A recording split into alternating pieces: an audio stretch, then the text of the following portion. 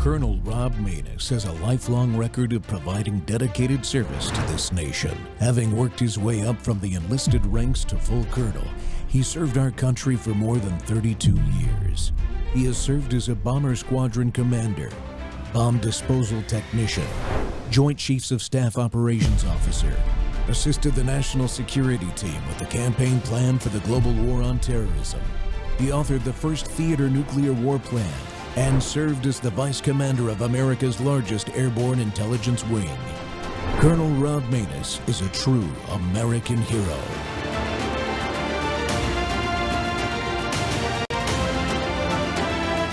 This is Rob Maness Live. Our top focus on beyond at this hour. Ukraine has launched one of its widest waves of long-range drone and artillery attacks on Russian territory, killing at least 8 people and striking targets hundreds of kilometers from the front line, according to Russian authorities. Belgorod, Saratov and Udmurtia regions in Russia had reported the deadliest incidents.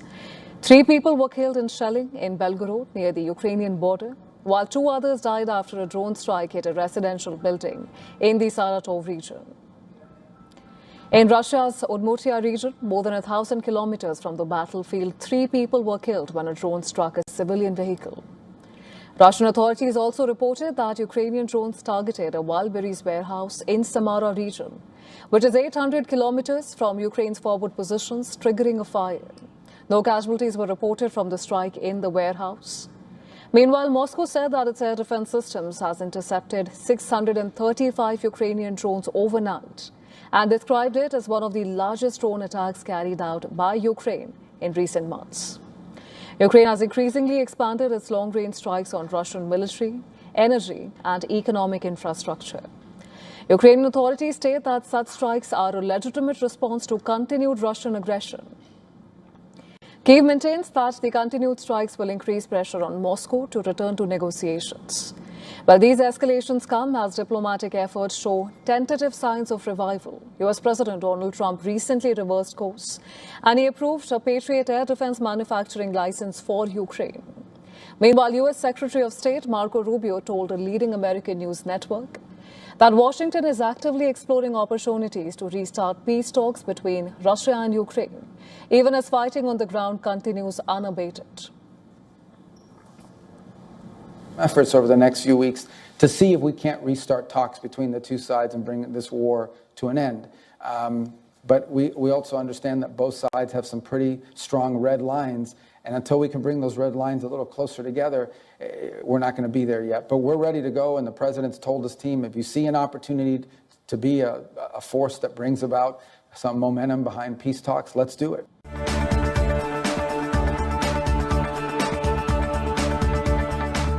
Welcome back to the Rob Maness Show. We're live on Worldview 2 and our X Spaces simulcast. Well, it's more War Monday, and war is still unpredictable.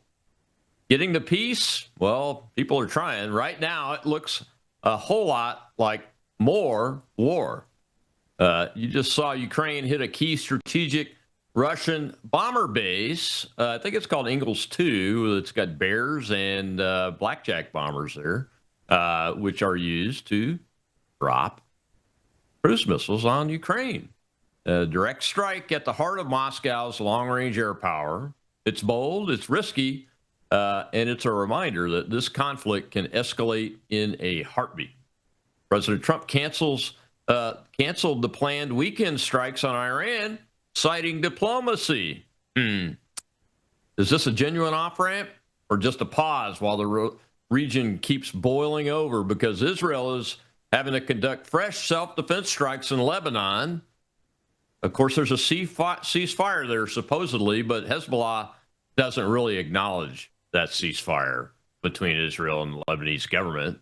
What else do we got here? We've also got the drone attack on a U.S. floating gas storage facility in Egypt, and that has put the Suez Canal itself under threat. The entire map looks like it's powder keg. Every fuse is lit from Southwest Asia to Moscow. And to break all this down with no spin and no filter is a man who's been there and here before, retired special ops pilot, CDM president and CEO, patriot and fearless truth teller, L. Todd Wood, who just got back from Lebanon, I believe. Todd, welcome back.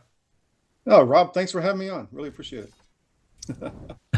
It's just like, live TV, folks, is like ducks on a pond, where you see Todd and I nice and calm here. We're both aviator background, but there's been some fierce peddling going on because of my buffoonery this morning. I appreciate you my fault. making it, man. All right, so let's start with Ukraine. Your team and you cover this, I think, better than any media outlet that's out there. So what are they using? This air base is like 1,000 kilometers out past the Urals, right? Ural mountain range, isn't it? Yeah, and I think the issue is they're using technology that's being supplied to them by NATO, essentially. I don't know if the U.S. is involved or not, but there's definitely some high-end technology, long-range strike technology being provided to the Ukrainians. I find that very disturbing. I'm going to be blunt with you. I want this war to end. I've been screaming for it for 5 years. It needs to end because you saw this week, Ukraine is trying to combine the Iran and Russian wars because that's a way for them to keep in business. And, they struck a Russian tanker in the Caspian Sea and, apologized for it. But then there's other stuff going on. They want to combine these wars because they see that as a way to continue the spigot for weapons flow, for support. I happen to know, because I have some sources inside, that President Trump does not want that to happen. He wants the Ukraine war to end. He's trying to find a way to end it. I think he has to be bolder myself, but, who am I to give the directions to the president? But I would just say we're done with it. And NATO, you have it, and that's it. And if Russia attacks you, we're not going to support you as an Article 5 because you're providing weapons that are attacking Moscow and very strategic targets inside the Russian Federation. So I'm not pro-Russian, pro-Ukrainian. I'm pro-peace, pro-humanity, pro-Christian. These are two Christian nations fighting each other. It needs to end. And that's my story, and I'm sticking to it, Rob. Yeah, I think you and I are on the same page the president is on. He's always said, hey, this war wouldn't have started had I still been president. Yeah. Because he would have got them together and worked things out. And just because they're in a war doesn't mean we should be contributing any more to it. Do you think that they warned us about the Caspian Sea strikes? I don't know. I don't know what's going on. I know the MI6 in the UK are very involved in this and are driving this. So whether they warned the US, I don't know. I mean, Trump is putting out a lot of, both sides of the coin, if you will. Yeah. I think intentional ambiguity, but the fact is that this could, as you mentioned, seriously escalate very easily because all this thought that we're going to wear the Russians down and the population will overthrow Putin. The exact opposite is happening. Go ahead. I wanted to ask you because I keep hearing it in the American media from the the neocons. I have to use that phrase because it's easy to know who they are. Even though I've been called one before, I'm not. But the neocon talking heads, former generals usually, are out there. They've all of a sudden started kind of nuancing their discussion about, well, Ukrainians could win this now. Have you noticed that? Oh, big time. My colleague Pete Blaber and I we do a podcast every week. He's former Delta Force commander at all levels, and where we have the same view of the world. And we've talked about that over and over. These generals that are captured by the blob, for lack of a better word, that want this war to continue. And this is NATO running this war, and this is, a whole. I think the U.S. has to look at our entire structure in Europe. I think Trump is doing that slowly. You're seeing a lot of moves. I think, was it this week, he turned over something in NATO to the Europeans. I forget the exact title of the office, but that is a process that's going forward. I think it needs to move faster because I don't think they have our best interests in heart, and we don't want to be the backstop for their bad decisions in their warmongering. I mean, we could have a peace treaty. We could go in and say, this is the line. It's going to stay here. Maybe there's a little change on either side. Stop the fighting and let's work out a deal as to where the exact demarcation line is. I mean, that deal could be done, I think. But the problem is now you're getting strikes into Russia at very high value targets. The Russians are feeling it and they're getting angry. And so, yeah, along with that strike on the bomber base, there's a refinery close to there, an oil refinery that's pretty dramatic amount of production when you look at the numbers. Put yourself in Putin's place, or the people around him, the Praetorian Guard. They look at further and further strikes into Russia. They say we're winning on the ground in Ukraine. That is a fact. They just took Konstantinovka. I mean, they are moving forward, and Ukraine is not taking territory. They can't stop the Russian advance. So Ukraine is lashing out at high value targets inside of Russia. If you were the Kremlin military planners and you said, well, all these things are being made in Poland or the UK or Germany, we need to take these out. I mean, we're getting close to that point, and I don't want that. And I'm not pro Russia. I'm just pro reality. That's what's going to happen. And then you've got World War III, and that's why we can't be on the hook to support Europe for their bad decisions. Yeah, last week, it was reported anyway that some type of Russian asset, I don't know if it was a drone, a cruise missile, or one of their medium-range ballistic missiles, hit Poland. It landed in Poland and detonated, I think. But it was in the field. Doesn't appear that it was targeted near anything substantial. And that's happened before.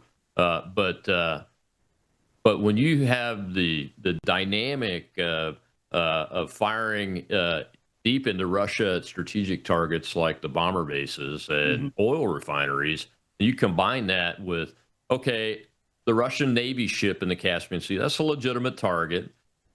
Even the Iranian cargo ship is kind of a legitimate target, especially from our perspective. If it was bringing Russian stuff there, but the Ukrainians aren't involved in the whole Iran thing, and mixing the two there and then combining it with the strategic thing, it just doesn't tell the truth about what's really happening. And you just did. I was going to ask you about what was still happening on the ground, and the Russians are still moving forward on the ground. Yes, I mean, and there's nothing stopping them. You see a lot of stuff on social media of Ukrainians en masse saying, we're coming for Iran. And I mean, what they had built in Ukraine is a mercenary army. It's turning into a robot army in a big way. It's going to be a very dangerous thing sitting in the middle of Europe. I don't think it's going to be used for good. They've depopulated the Ukrainian. I mean, there's a video out this morning of the bounty hunters coming in to grab a guy in Dnipro, I think. And 3 women in the family come out to save them. They shoot one of the women. They run over the other woman with a car, and they pepper spray the third one. I mean, this is what we're fighting for? This is what we're supporting? I mean, that is evil. So, there's no excuse for that. And so that is happening over and over and over. So you're literally depopulating the Christian population in Ukraine on both sides.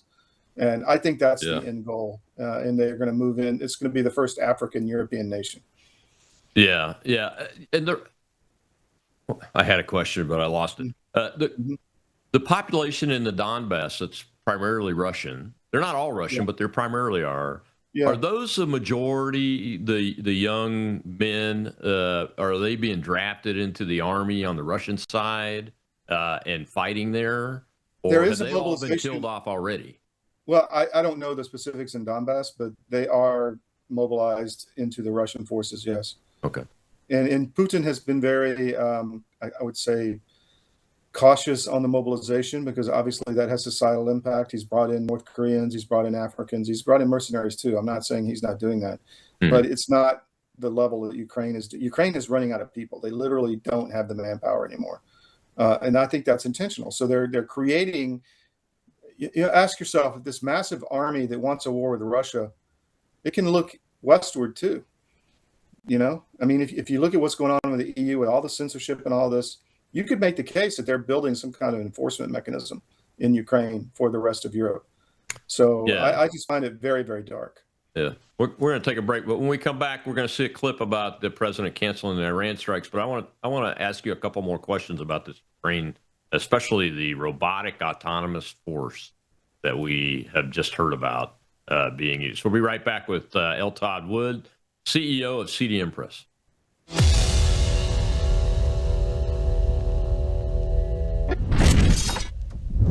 Take a look at the water you just poured. It looks clean. It tastes fine. But what's really in it? Lead, fluoride, arsenic, chlorine, pesticides, PFAS forever chemicals, pharmaceutical residues, and bacteria. Every single day, these toxins flow straight from your tap into your glass, into your family. It's time for Sentry H2O from Worldview Water.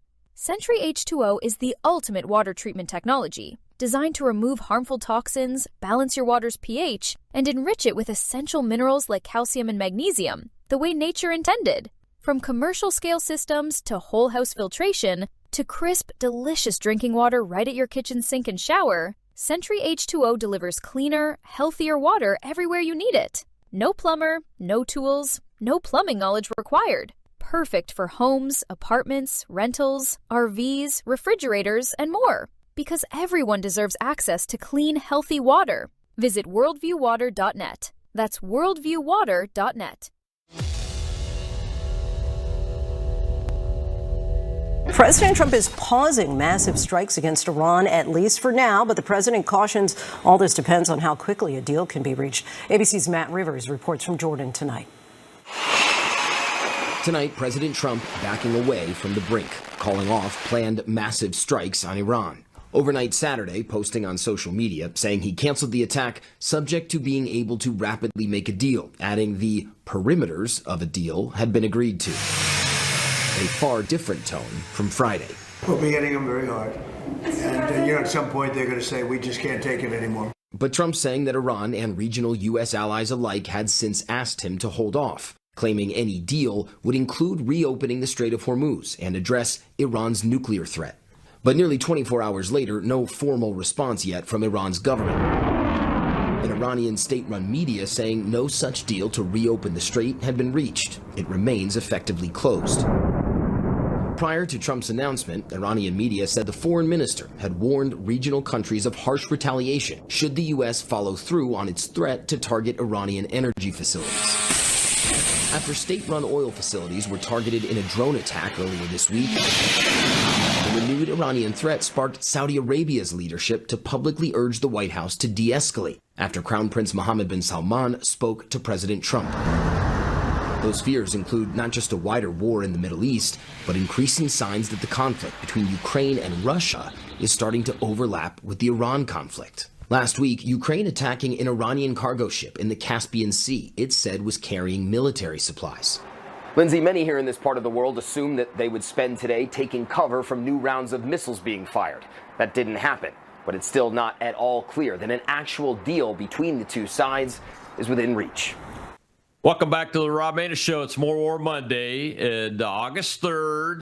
And that video was from August 2nd, just so you know. My guest today is L. Todd Wood, CEO of CDM Press, just back from Lebanon. So we'll hear from him on that specific issue in the next segment. But, Todd, what are your thoughts on the president canceling the strikes again? This is the second time, I think. We don't have the land or ground forces to conquer Iran in a ground war. We just don't. I think we have to move to some kind of containment into phase 2 of this. We've heavily damaged them. Let's declare victory. Blockade the strait if you need to. Have escorts for ships if you need to. Keep it open. Keep the oil flowing. Build the pipelines across the desert. Make it less of a threat as far as cutting off the oil. And contain them. We contained the Russians for 50 years or 80 years, whatever it was, the Soviet Union. So I think we need to move to something like that. We're not going to get a victory in the absolute sense here because, it's a very disorganized, decentralized government. And my sense is we need to support, as you and I have talked to many times, support the people on the ground that can actually make change in Iran. We know who they are. And let's just create the conditions for them to be successful. I think that's all we can do at this point. We can't have an absolute surrender. It's not going to happen, in my view. I don't think that. I think that's why it was never one of the objectives. Yeah, as far exactly. as I know. I mean, it'd be nice to have. You and I talked about that. It'd be nice to have. Have you heard about any? Let me pause right there on the Iran thing because I screwed up again, and I wanted to ask you about this report that I saw, but I couldn't confirm it, so I didn't use the video. I saw a video report of Ukrainian combat operation using a combination of robotic and autonomous surface vessels, subsurface vessels, air drones, that kind of thing. And then this new one that was added to it, ground combat robots. And the reporting that I saw said it was they were networked together, and the combat operation that they were involved in was successful from Ukraine's perspective. I couldn't verify anything, so I didn't use the video. But have you heard about that reporting? And have you been your team's pretty good at doing verification on things? Have you guys verified any of this stuff? What I'll say is they are definitely testing and fielding all that stuff and building that capability. I don't know the specific instance you're talking about. I didn't see that, but that is definitely happening. And to me, that's a big concern because in my view, you've got a very dark regime. I mean, Zelensky's not an elected president. He has no legal mandate. He's destroying the Christian church. He's, depopulating the country. He's doing whatever the globalists tell him to do. Mm-hmm. And to give him some kind of AI autonomous robot army that is effective, to me, is insane. And also, while we're at it, I don't think any licensing of U.S. technology to Ukraine is a good idea either. Because, they could flip that, as Trump said, you could flip that back on you. What is the purpose of that? I mean, let's just back out of that. If Europe wants to continue it, let it have it. And if they want to deal with the consequences of that war, let them have it. But we're not going to come save you again for the third time because of your stupidity. And whatever this is, whatever agenda, whatever dark agenda this is, it's not good for humanity. Yeah, I'm glad you brought up the licensing thing. I thought I heard the president say we were going to license them to produce Patriot missiles. Is that accurate? He said that. I think, look, there's a lot in it. I talked with someone inside as well. There's a lot of, don't believe everything you hear. There's a lot of jockeying for position, and he may have said that. Then he said, well, there's a problem with giving people weapons. They could use them back on you. He's kind of being very strategic ambiguity there as well. I think he may have said, yeah, we'll think about it. And Zelensky came out and said, yeah, we're going to do it. So I don't think it's a done deal. I have heard from my sources that Boeing said no. So we'll see. Yeah, I mean, he's doing a similar thing with the Turks and the F-35. He remember, folks, this is the P.T. Barnum of presidencies. That's who this man is. He's better than P.T. Barnum. So he will, he made his sales pitch. Hey, we're going to give them the F-35 because they've done good. And then I saw a follow-up report almost immediately that said, yep, and they've got to do these things. Boom, get rid of the S-300, 400, not allow any Russian advisors on their soil, which are the things that I talked about when I first heard the report on this show and everything. So, I mean, that's just the way the president is. Getting back to the Iran war, look, I mean, regardless, fortunately, we've never set a goal of getting the Iranians to capitulate. The only way to stop this, I have said it many times, is the IRGC has to capitulate in one way or another. And the only way for us to achieve our ultimate strategic goal, which is to get the uranium, the enriched uranium, and the capability to enrich it out of their hands, so they can't develop or get a nuclear weapon, is for us to be able to go in and get it. And get them to agree to do that. I mean, that's the only way. I mean, I think for a ground invasion of that country, it would take 1 million trigger pullers plus support. Yeah. So you're talking about a couple million people. Exactly. And even if you put them on Karg Island, even if you put them on Karg Island, you're going to need more than just that, because you're going to have that whole coastline is a nest of vipers that you're going to have to deal with, and so that they would just be shooting targets. So you've got to really. That's got to be thought through, and I hope that doesn't happen. My vote is for containment and to find a way to declare a victory, and let's focus on the election and everything else. Well, yeah, let's talk about that. What would that look like? I mean, we contained Saddam Hussein, with a northern and southern no-fly zone, so they couldn't attack the Kurds in the north and the Kuwaitis and the folks in the marshes south by air or ground. We stop them on the ground using our aircraft and those kind of things. Why not just establish a no-fly zone over the entire country? Well, that's an option. Or, the Israelis have been very effective over the decades of taking out any arms coming into the country. We could target Chinese shipments coming in, or Russian shipments, or whatever. I mean, you could keep the country degraded militarily without, the deaths of thousands of Americans on the ground and the loss of much more treasure than we have to spend. So that's my vote for containment. And, I just think we're at that point. We need to look at the election. We need to look at rebuilding our stores, our stockpiles, our capabilities, which I know the Department of War is focused 1,000% on. So that's happening. And, let's get our house in order and be able to deal with other things that may come down the road. You and I are old enough to remember when we're ready to fight 2 wars at once. We're not that way anymore. We need to get back to that. Yeah, we do need to get back to that. That's why the secretary is asking for another $500 billion to go along with the last year's defense budget. As much as I'm not a fan of increasing the defense budget, I'm more for cutting and make them make it work. But we're not to where we need to be in order to start doing that because we've let it go so long, right? Yeah, and we're using all these, and this is changing too, but all these, high dollar prime contractors that, I saw something today, $3 billion over budget. I think it was the B-52 program. That doesn't need to happen anymore. We have smart contractors now that can build things cheaply in scale. That is happening. Yeah. I know that's happening. So Anduril said they were going to produce 7,000 low-cost cruise missiles in their first year of production. Yep. Next year. 7,000. We can't produce over 900 of regular cruise missiles. And look at what Ukraine and Russia are doing. They're lobbing 600 a night at each other, different projectiles. So it's a numbers game, right? Yeah. And we can't be spending millions of dollars on each one. Just can't happen. Yeah, exactly. Well, we got a question in the audience. Let's go ahead and take that. Let's see if this technology will work this time. Go ahead, Joe. We have Cat the Hammer, sir. I'll make it real quick. I just wanted to ask you both.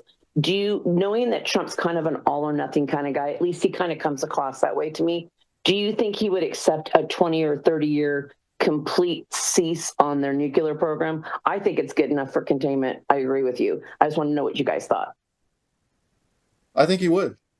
What do you think, Rob? I think he would. I don't know. He's been really adamant, and it's part of the goals to remove the enriched uranium and the capability to enrich from them so they can never get a nuclear weapon. That's probably, in my mind, he will probably make that a red line. That has to be the red line because it's the most dangerous. It's the reason why we're there.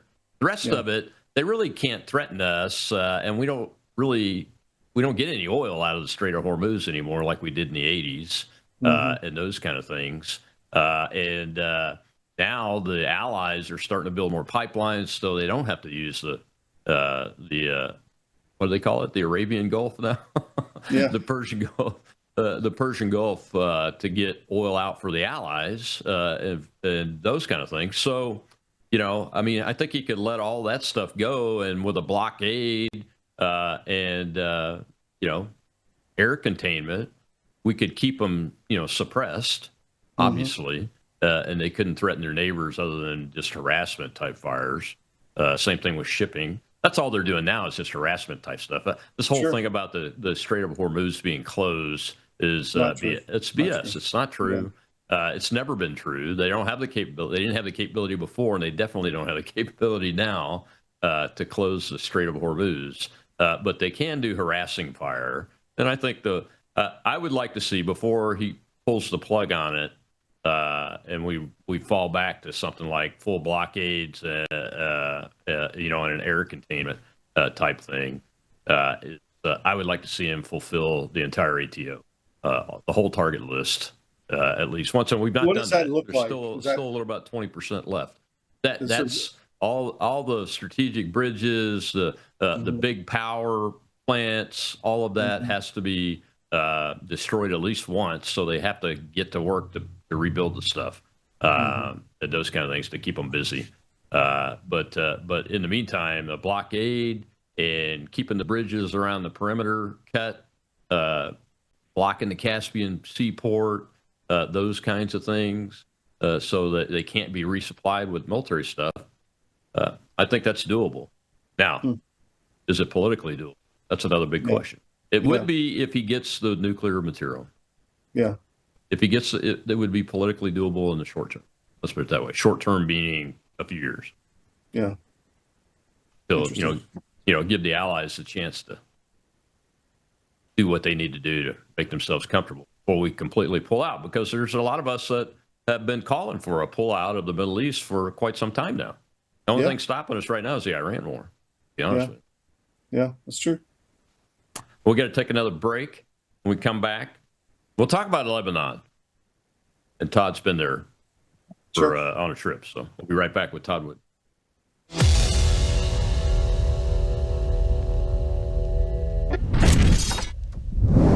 At a certain age, you stop chasing younger. You start protecting what helps you feel steady, strong, and well. Your body's collagen matters. It supports the structure of your skin, joints, and connective tissue. But as the years go by, your body needs more support from the inside. That's where Bella Grace Elixir comes in. Bella Grace Elixir combines Verisol collagen, the world's most clinically proven collagen, with Asteryl astaxanthin and cat's claw in a proprietary blend designed to help support the processes that reconstruct collagen, while also offering antioxidant and anti-inflammatory effects. And this isn't just for women. It's for men and women who want to age with more confidence, more care, and a daily wellness routine that supports the body from within. One simple elixir, thoughtfully formulated for whole body wellness. Take care of the body that has carried you this far. Order Bella Grace Elixir today at melissahousebg.com. The Israeli military has said that it has killed several Hezbollah fighters in southern Lebanon and that an Israeli soldier was injured there despite a ceasefire being in place. Well, in a statement, the military said that it identified Hezbollah fighters inside what Israel describes as a security zone and carried out strikes to, quote-unquote, remove the threat. The statement added that the Israeli forces will continue to operate to remove any threat to its soldiers, and it will not allow the Hezbollah to arm Israeli civilians. This comes at a time when United Nations has expressed concerns over Israeli actions. The Office of the UN Special Coordinator for Lebanon said that the scale of the detonations and demolitions taking place is deeply concerning, with a devastating impact on civilian infrastructure, cultural heritage, and the collective memory of communities. This after the Israeli military carried out large detonations near a UNESCO-listed castle in Lebanon. Israeli Prime Minister Benjamin Netanyahu's and Defense Secretary Israel Katz said that the army destroyed terror tunnels in the Beaufort area using approximately 700 tons of explosives. Beaufort Castle was added last week to UNESCO's list of World Heritage in danger. A US-sponsored framework agreement signed by Lebanon and Israel in late June. It aims to end hostilities with Lebanon's army to disarm Hezbollah and the Israeli military to withdraw from pilot zones inside Lebanon, where Lebanese forces will subsequently deploy. Hezbollah has repeatedly rejected the deal and refuses to disarm, while there is no timetable for Israel's full withdrawal.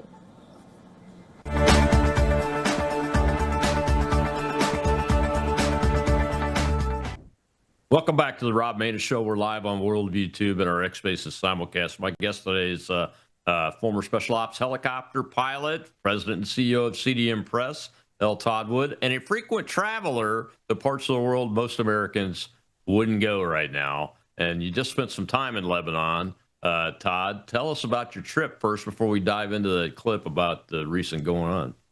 Sure. We are working closely with the Christian population in Lebanon, the Christian sector, which is, in my view, very important to, and we started this just to kind of be their bully pulpit to talk about their issues because nobody really is. And the U.S. has been a little bit nefarious toward them over the last few decades, too, because they've been used as buffer zones or whatever. Nobody's really looking out for their interests. And so that's what we're doing. We're opening a media company over there. We're going to have a new online entity, mainly for the Lebanese diaspora, because there's 15 million of them. And weirdly enough, they can all vote in Lebanese politics. It's a huge thing. And so that's what we're working on. And that's why I was there. In addition to meeting a lot of people and sources and all of that. And so my main goal over there is to, I guess, be a mouthpiece for that population, not in a foreign agent kind of way, but just as a good reporting kind of way. Just be there and talk about what's going on the ground on those with that community and the issues around it. Hezbollah to the south is very ensconced, and we also need to understand the history, right? History is important. And Lebanon has always been a refuge for minority communities. And that's why the Christians came there in the mountains, Mount Lebanon, to get away from the invading Arab armies, and then the Ottomans and all of that. And it was kind of but the Shia Muslims also came in there. And so you have that sector, but you also have the Hezbollah element, which is, an Iranian proxy army, obviously, in the south. And so it's a very complicated situation, and the Lebanese government simply doesn't have the power to disarm them. They just don't. It's 40% of the Lebanese armed forces. So the U.S., in my view, instead of knocking down the Christian community over and over and over again, for instance, during the Gulf War, Bush 1 came in and said, we'll let Syria come invade you if you join us against Saddam. Well, we didn't need Syria to join us against Saddam. I mean, it was nice, I guess, on paper, but the Christian community just got thrown under the bus. So that's if we focus on them and make them a lot stronger, I think we will find a solution in Lebanon, because I think they will be able to work with the Shia elements in country, because they're not going away either. And there's a lot of Syrian and Sunni, Shia and Sunni refugees from Syria in Lebanon that need to go home. That's another thing the U.S. could do, is bring them back into Syria. The Syrian war's over, but there's a lot of NGOs keeping them there. I mean, it's very similar to what's happening in Europe and in the U.S., where in the Christian areas, you're having an enabled immigrant population come in and then paid for and all of that. So it's very, I see it as diabolical. So my goal is to really just, if you can empower that community in Lebanon, I think you'll see a good, strong Christian community in the U.S., in the Middle East, and that will open doors, in my opinion, to solve some of these problems. Yeah, historically, Lebanon was the only majority Christian country for many centuries. Correct. And then the Palestinian refugees were allowed to come in. That's the what started. Right? They brought in 500,000, and that started the Civil War. And it was downhill from there. And then you had the explosion in the Beirut port, which many think was intentional by some group. And then you have a color revolution in 2019 with George Soros to destroy the financial sector and the currency and the central bank. And so it's been an ongoing series of attacks on them. And I think the best thing the U.S. could do is step up and say, this is where Christ walked. This is the first Christians. These are the descendants. We're going to make sure they stay in the Levant. So Lebanon's government, the president, I think he's a Christian and a combat veteran, wounded even, if I remember right. He's signed up to replacing Hezbollah in the south, but he doesn't have the capability to do that. How does he do that?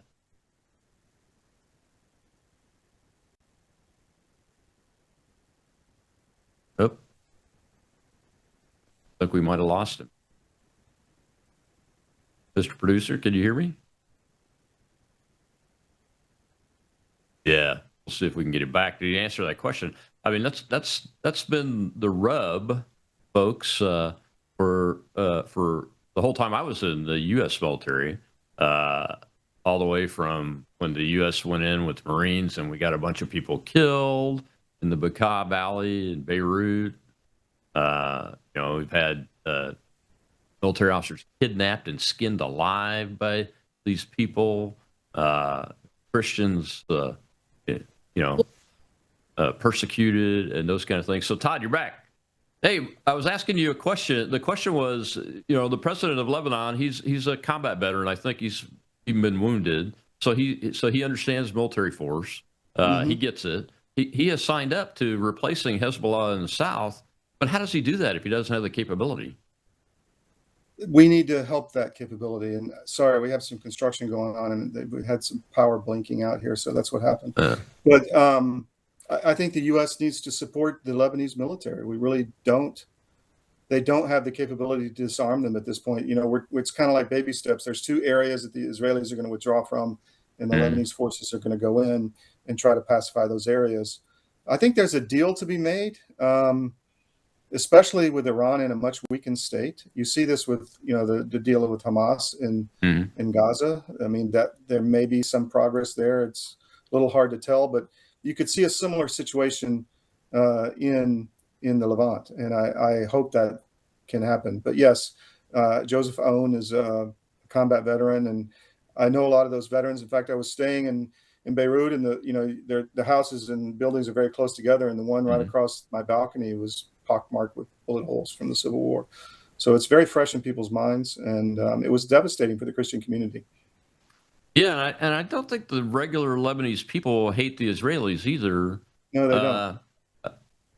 I've never understood why the Israeli haven't been able to bring their capabilities to bear to help the Lebanese army too, because I mean they have every inch of that southern place up to the river at least and beyond. I'm sure mapped, so to speak, and everything's both above the ground and underground. I think they have a lot of mapping.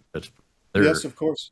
What and they have struck an agreement with the Lebanese government. Any hope that that's going to be there? Because I think they're better than us in the human they intelligence have a very world good and that intelligence, very good intelligence network. You know, I mean, Lebanon is not a sovereign country. I mean, I was there, and I put it on X a few times. There's an Israeli drone flying overhead the whole time I'm there. You know, eating dinner outside the cafe. You know, I mean, they're surveilling constantly. So it is. The Israelis have the capability. I think there needs to be a way to give sovereignty to Lebanon, but also deal with the threats militarily. I'm not sure exactly what that looks like, but I do know that strengthening the Christian community is a big part of that. Because you're right, they're not anti-Israel per se. They don't want to be used as a buffer zone and to accept like another million refugees. It's going to harm their demographics and their power structure in the country. But they're not anti-Israel, you know, as a rule. You mentioned the Sunni and Shia refugees from Syria. I would think that al-Jilani, the new president of Syria, would want to get those folks back and strengthen his population. This is a big issue, and this is what the Lebanese are worried about. I'll tell you right now, there's 2 million Sunni refugees from Syria in Lebanon because of the Syrian civil war that were fleeing the Assad regime. They're paid to stay there. They don't want to go back. Lebanon's a beautiful, very nice, sophisticated, you know, nice place for the most part. And so they don't want to go back. And one of the big things the U.S. could do is say, you're going back. We kind of control Golani, I think, or al-Shura, or whatever his name is. But yes, you would think he would want those people back. And the Lebanese are very worried about that because like a lot of the Latins and other immigrant communities in the U.S., the Shia and the Sunni are embedded throughout all Lebanese society, you know, cutting the grass, you know, doing things that need to be done. And because a lot of them are on the dole or whatever. And so it's a big problem. They're scared that it's essentially a jihadi network in country that needs to be returned to Syria. And I hope so does Hezbollah recruit from these Shia refugee populations? I'm assuming Hezbollah is mostly Shiite. I'm told that's a spy network, right? Yeah. Because if you've got Shia throughout the communities doing, you know, embedded in the Christian community, because Christians have all the money, right? Because they're successful, they're entrepreneurial. The other populations don't. Now, that's not a hard and fast rule. There are some very big oligarchs in the Shia and Sunni communities in Lebanon, but for the most part, the Christians are the ones that are economically self-reliant and successful. So yes, they're worried about that as kind of a spy network throughout their whole community as well. Yeah. You don't think that there's going to be any plans to put like U.S. peacekeeping forces in place? I mean, the UN's tried that stuff in southern Lebanon for decades now. It's an absolute failure. I mean, Hezbollah puts their capabilities underneath their foxholes. Yeah, it's. I hope we are smart enough to not do that anymore.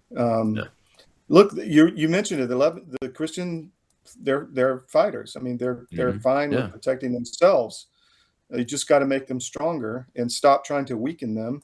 and stop trying to weaken their economy. Because you've seen, if you look back through history, in the 70s, there was no problem with a lot of this stuff when you had a strong Christian community.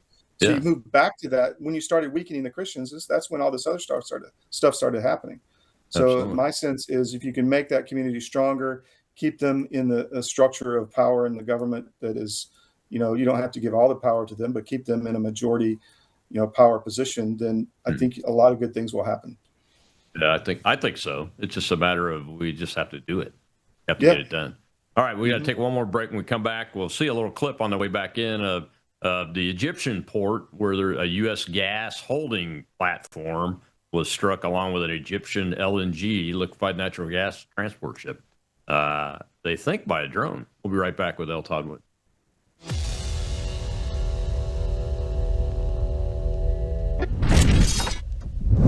You woke up with a sore throat and a low-grade fever. You know you are getting sick, so here's your choices. You can get sicker and miss work, try to see a doctor this week, or sit hours in a crowded waiting room at urgent care. I have a smarter option for you. Open your medical emergency kit. Match your symptoms to doctor-recommended prescription in your booklet and take the right meds now and get well faster. This is not a first aid kit. It's like having an urgent care in your home. It includes doctor-prescribed medications to treat over 39 medical issues like respiratory infections, strep throat, pneumonia, UTIs, and more. No waiting to see the doctor and no standing in line at the pharmacy. It's right here. Every home should have at least one medical emergency kit, and here's how to order. Go to worldviewhealthcare.com. Your kit to treat dozens of common and serious illnesses is rushed to your door. worldviewhealthcare.com. That's worldviewhealthcare.com. The emergency kit available at worldviewhealthcare.com. Make sure you don't have to go to urgent care. I got pneumonia. I didn't have to go. I took this last year. Stayed at home, went to bed.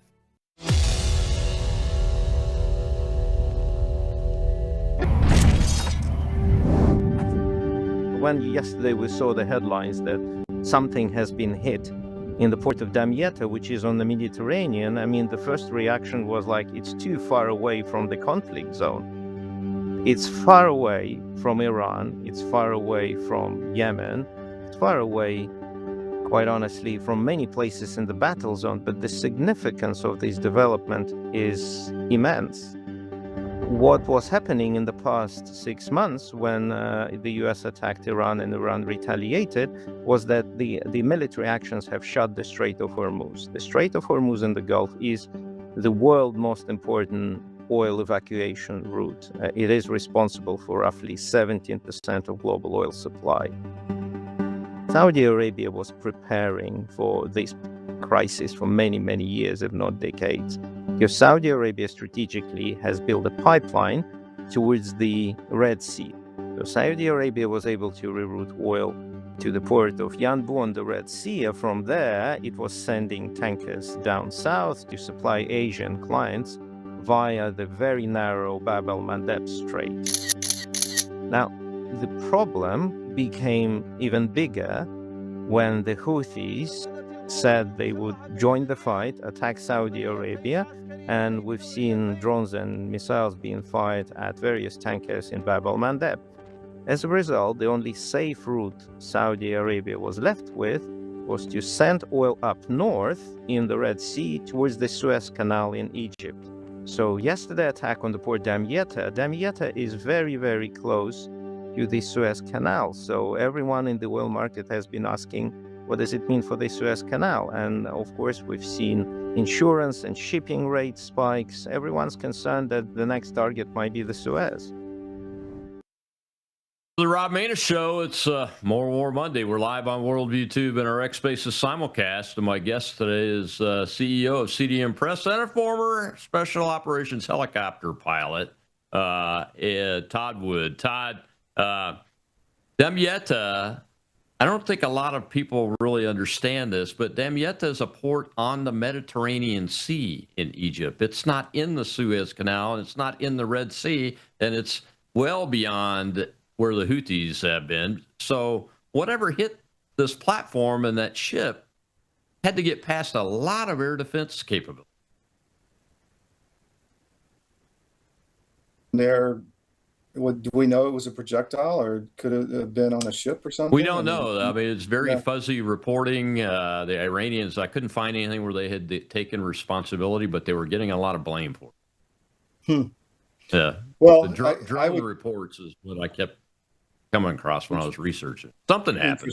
Interesting. I mean, if you talk with all the Promethean Action people, they think that there's a much bigger conflict going on here of really redrawing a lot of the financial and resource allocation zones and routing across the world. So it could be part of that. I mean, I don't know a lot about that situation. I do know that, you could even make a cause. And whoever's doing all this is thinking long term. You look at the port explosion in Beirut. I mean, I don't think that was organic. I mean, it was obviously, they say it was due to some ammonium nitrate in the harbor, but there was a lot of funky stuff going on with that, beforehand. So, and I know other stuff. So I don't think that was organic. So, there is an agenda. I'm not quite sure what it is, but things are changing as far as who gets access to what and how it's moved. That I can tell you.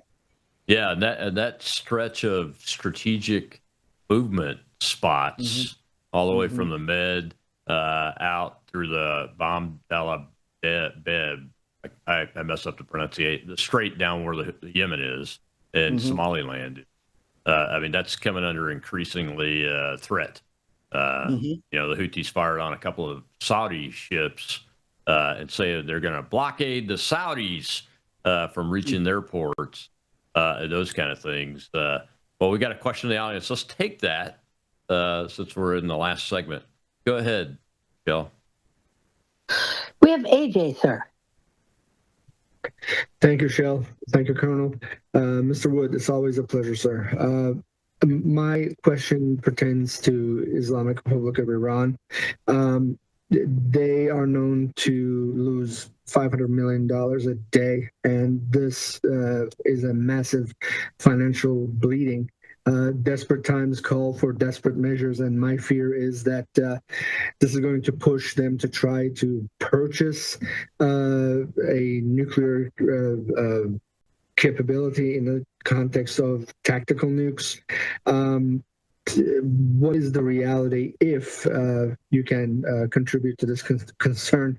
That I really appreciate it. Thank you. Well, I think that's a possibility. I mean, I wouldn't put it past the Iranians. I think the president obviously knows a lot more than we do, and has probably taken all of those possibilities into account with what he's doing. The Khan network out of Pakistan is, shut down, but I'm sure there are other avenues.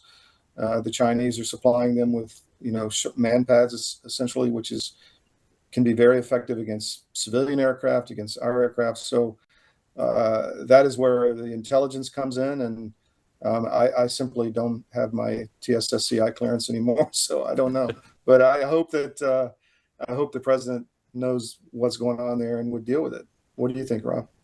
Yeah, you forgot. Well, you didn't forget, but you didn't mention the North Koreans too. So they're friends with 4 nuclear powers, I believe: the Russians, the Chinese, the Pakistanis, and the North Koreans. As far as I know, I mean, this is just all open source stuff. I don't have a CI clearance anymore either, or anything else for that matter that would relate to this stuff. But all of those entities have gone in and out of Iran, and of all of the ones that I would not put it past them, it would be Pakistan or the North Koreans. That's what I was going to say. The Russians and the Chinese wouldn't do that, but it's possible. I would say primarily some type of Arab route or Central Asian route. That would be my guess if that did happen. Yeah, we got to remember the Pakistanis hid Osama bin Laden in a villa a stone's throw away from their national military academy. Fortunately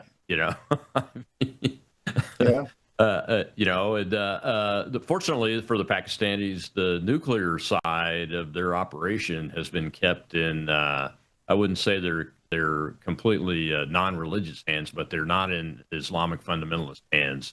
Their nuclear forces are not, at least so far anyway.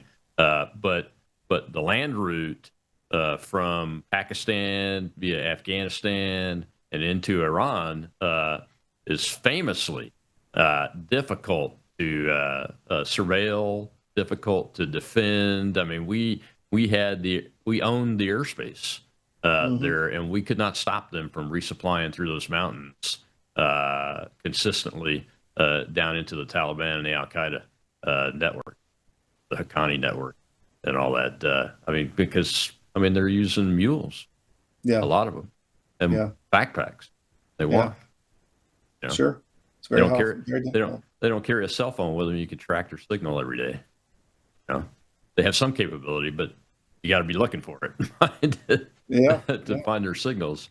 You know, and the terrain is just massive terrain. I've flown in it day and night at low altitude and high speed, and it's just very, very challenging. I don't think most people understand, Todd, that don't study this stuff and aren't professionals in it, just how challenging the Earth is as a system, as a machine. You know, from the weather, obviously the climate change nets think that man's activities can affect the weather systems. And flying low level, you know, at night in the mountains in bad weather is a young man's game. Yes, it is. Yes, it is a young man's game. But it's like finding a needle in the haystack unless you've got like a spy sitting on the guy that's carrying the backpack with the bomb in it. Sure. You know, because that's literally what they would have to do, and the capabilities are there around the world. So is it possible? Yeah, they're fanatics. I don't think they'll ever stop trying to get a nuclear bomb of some sort. The question is, do they have them now? Where they just hadn't been able to mate it to deliver a reliable delivery system that was accurate enough for them, and we disrupted it, or are they going to buy one, or are they planning on buying one from North Korea and transiting it through Pakistan and Afghanistan? There's a lot of big questions in that, but they're all possible to do. Sure. Yeah, I don't think there's any doubt about that. Of course. Yeah. So with this hit on the LNG platform, the U.S. one, and the tanker out there, the Egyptian tanker, the Houthis have never fired anything from their range past Israel that I'm aware of. Have they ever been? I don't know. Yeah. I don't know. They would be the likely source, but other than any other kind of ingress route, you know. I'm more devious than that. See, I think it's probably a container, either at a dock, or on a ship, somewhere close enough where it would be underneath all the radar. I would think you're probably right. Yeah. Because these things are just so easy. That's the other thing. What's your take, real quick, before we get to the end of the last minute here? What's your take on our drone capability? It's been about, I think, probably 6 or 7 months since we talked about that, or our drone defense capability. Have we seen any improvements in actuality on the ground in the combat zones, or are we still pretty much where we were at? I think we're playing catch up. Unfortunately, since the lawsuit with the New York Times and the Pentagon Press Corps, we haven't been able to get in the building for months now. And so we're kind of frozen out. So I haven't had the same kind of access to people as I did before. So my sense is, though, we're catching up and building new capabilities, but we're still probably, in the catch-up mode. Yeah. That's kind of where I'm thinking. Is there any news on the lawsuit thing? I thought that there was a decision that turned there that over. was, but I haven't. The Pentagon went quiet. I used to get 50 emails a day. I might get 1 or 2 now. I think they just said, well, until we've resolved this, and I can't even, I have credentials, but I can't even go into buildings. So unless I'm escorted. So, it just doesn't, there's no briefings. They shut down the room that we've worked in. Okay. So it's kind of been quiet, and there's no trips. I flew out with Hexeth, that shut down too. It's unfortunate. It is unfortunate because there was some good reporting going on that people were starting to get confidence back, both in the institution and in the institution of the press that was being allowed to do their business. Well, Todd, I appreciate it.